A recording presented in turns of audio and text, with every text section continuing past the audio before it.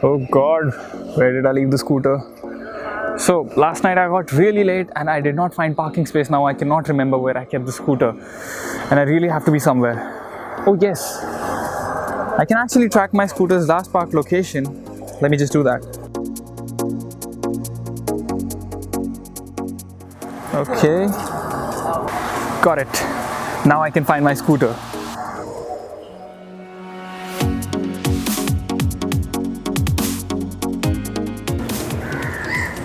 Oh yes, and I found it. And isn't it something to look at?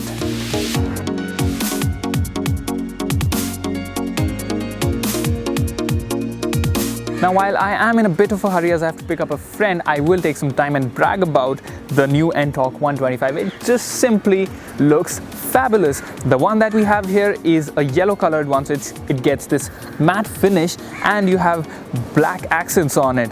Coming to the front, you have nice turn indicators embedded onto the handlebar mounting. You get a sort of piano black finish right here, and the design is very chiseled. It flows down into this, well, rather simple headlamp. But then you have this really stylish looking batwing styled TRL. So I think I don't mind the headlamp that much. On the side of this front panel, you have the 125 graphics, which obviously tell you that this is a 125cc scooter. And then you also have the TVS Racing badge right here on the side of the floorboard.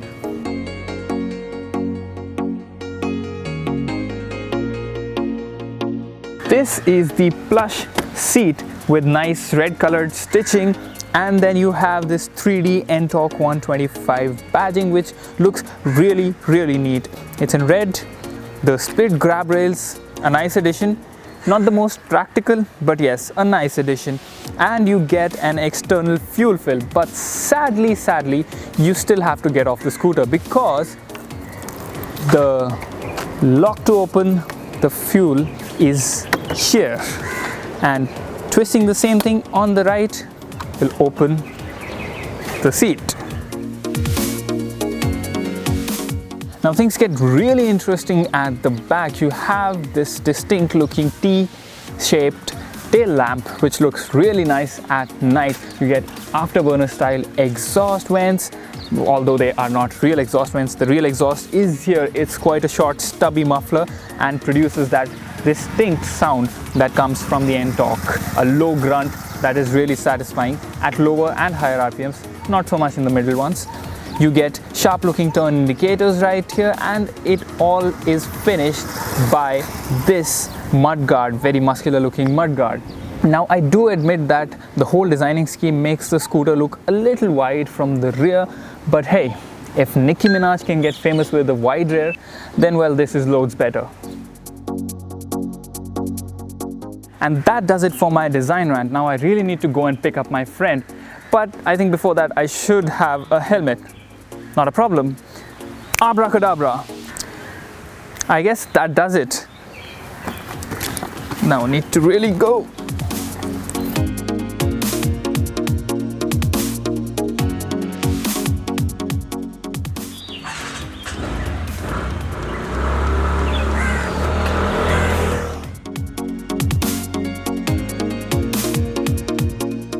The very first thing that I noticed while riding the scooter was how refined the 124.79cc engine felt. Be it while you cruise at low speeds or while you're revving it to the moon, the scooter feels comfortable all throughout the RPM range. TVS has done a fantastic job with it. The engine produces 9.27 horsepower, which is more than what the competition is capable of, and it churns out 10.5 Nm of torque. All that power helps the scooter accelerate nicely. While the company claims a 0 to 60 km/h time of 9 seconds, I was able to do the same in just 6.5 seconds. Similarly, the company states that the scooter can achieve a maximum speed of 95 km/h, and that would be true for people who weigh a lot more than I do. But still, the scooter can go beyond 100 km/h if you are of an average build, and cruising at 100 km/h also feels smooth, and the Ntorq does not feel out of its element.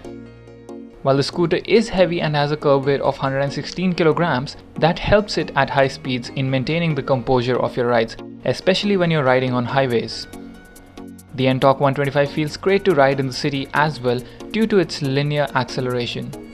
You can take it to office daily or to college and not have the hassle of changing gears. The throttle response on the scooter is not like one of those wild ones where you're thrown back after you twist the accelerator, which might disappoint some, but what I like about the scooter is how smooth and predictable it feels, and in a good sense. Overtaking still is quite easy. Though what bothered me was the length of the footboard, which was a bit too short for someone as tall as me. It is still going to be plenty for most people. Now this is the instrument panel, and it's probably my favorite part of the scooter, and I'll tell you exactly why. This is a completely digital panel and it's inspired by a gaming console, and right there you see a little reminder that you should always wear your helmet before you start riding. And this can be connected to your smartphone via Bluetooth, which is a great thing. So once you connect it to your smartphone, it shows you a load of information, it syncs it up with your smartphone, and it syncs up things like the time, the name of the rider. You get an engine temperature indicator, you get your fuel indicator. You also have a total of 3 trip meters. So right now it's on trip A. You can press the mode button, it will go to trip B, and to reset it, you simply have to press the other button for 3 seconds and it will come down to 0. You also have a trip F, but that only comes into effect when you are in reserve mode. Now this is the sport mode, and it shows you a lap timer of a sort which you can start. It will also record your 0 to 60 time and the distance that you've covered in that lap. Then you can store all this information, things like your top speed, what was your best 0 to 60 time, your average speed throughout that lap, and all that information can be stored, and you can also wipe this.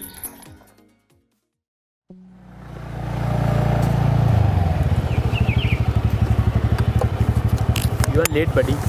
I know, I'm sorry. But do you have your helmet? No. Oh God, I knew it. Wait, hold this. Okay. I have to do everything myself. Oh wow. It has a phone charger. I need Yep. to charge my phone here. Excuse me? You take yours. I'm sorry. And this one looks good. I'll take this one. Please. We are late. Can we go?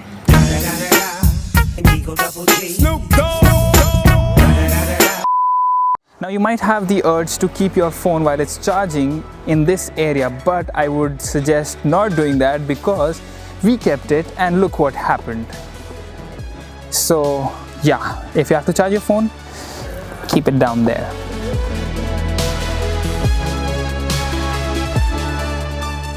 Having a passenger on the Ntorq does not dull things out. The scooter maintains its sure-footedness, and having 2 people on this scooter will be no problem, thanks in part to the wide saddle. It is long enough and you will not run out of space to sit, although the rear grab rails could have done with a more functional approach. So I was not expecting a lot from the suspension setup on this vehicle for 2 reasons. The first being that it's a scooter. Second, because it's a performance-oriented scooter, I was expecting a very stiff suspension, but I was pleasantly surprised because that was not the case. The suspension setup has a nice balance between being stiff and also comfortable for city rides. In fact, it is a lot better than some of its competition in this segment. It can gobble up a lot of the normal road undulations, the small bumps and speed breakers quite nicely, even though it's a very normal telescopic fork up front and a single gas charged shocker at the back. The suspension provides ample of shock absorption for someone seated at the back. But remember, this is a scooter after all, so big bumps are a big no-no. The 12-inch tires are quite good and they get this nice diamond cut alloys on them as well. These tires make the scooter pretty agile. The slightest bit of maneuvering will result in great results. Sometimes it can be a little over-enthusiastic, but nothing you cannot control. The front tire on the Ntorq comes studded with a 190mm pedal disc brake, while the rear gets a 130mm drum. The front brake is a bit lenient initially, but then kicks in full swing. I like the rear drum brake a lot more, as it was down to business from the get-go. Both brakes lend you quite a lot of stopping power if you use them in tandem, so maybe a combined braking system would be appreciated in the future. Something that I really admired while riding the Ntorq was how legible the meter console was even under direct sunlight. The large digits only made it better, as a quick glance was enough to see the stats displayed. And we have come to an end of our little fun time with the Ntorq 125, and I'm both happy and sad as well. Happy to see that this scooter turned out to be so good, so productive, and so good in its performance, both in terms of how it rides and how it handles. But I'm sad because now I'll have to say sayonara to this scooter and let it go. But anyways, this scooter is definitely worth the price, and I can vouch for it any time. It has a few shortcomings, but that will not stop me from recommending this scooter to anyone, because it is one of the most affordable 125cc scooters in the market today. And despite that, I'm really happy to see that TVS has not cut down in terms of the build quality in its looks and obviously the features that you get.